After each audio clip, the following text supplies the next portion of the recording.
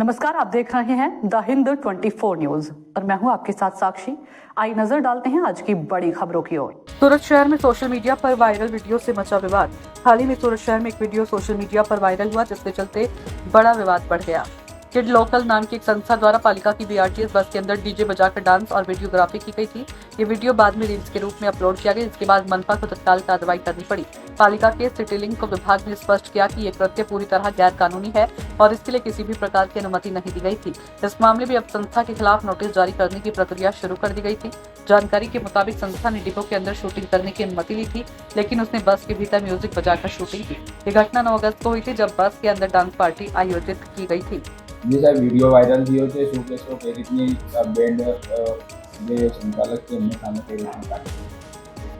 Kid local એક સંસ્થા છે, આ સંસ્થા કહી રહી છે હું પરમિશન લીધી છે।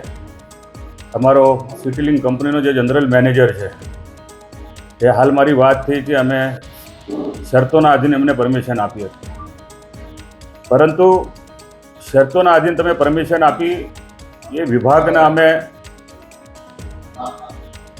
અધ્યક્ષ છે એ વાત અમને કેમ ધ્યાન દોરાવી નહીં?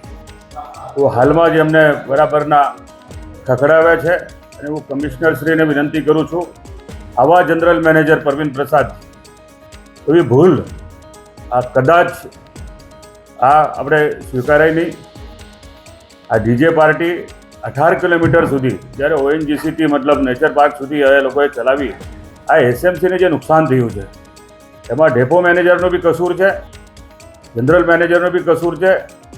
આ કસૂરદાર જે છે પહેલાં આપણા ડિપાર્ટમેન્ટના આને તાત્કાલિક નોટિસ આપીને આ લોકોને સસ્પેન્ડ કરવા જોઈએ।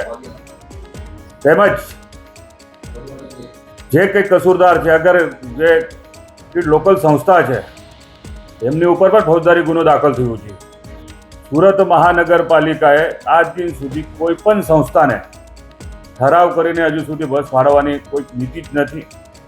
જે આપણી પાસે બસની અછત છે, બસેસ અછત હોવાના કારણે આપણે આ બસેસ આપણે જો રૂટ પર આપણે દોડાવવા માટે આપણે ખૂબ મહેનતથી આપણે દોડાઈ રહ્યા છે। બસેસ કેટલી આપણે પેસેન્જરોનો મતલબ ઘસારો છે, બસેસને તમામને આપણે જીપીએસ લાગેલા છે। બસ જીપીએસ આપણે CCC કમાન્ડ સેન્ટર પરથી આપણે એનો મુવમેન્ટ જોતા હોય છે।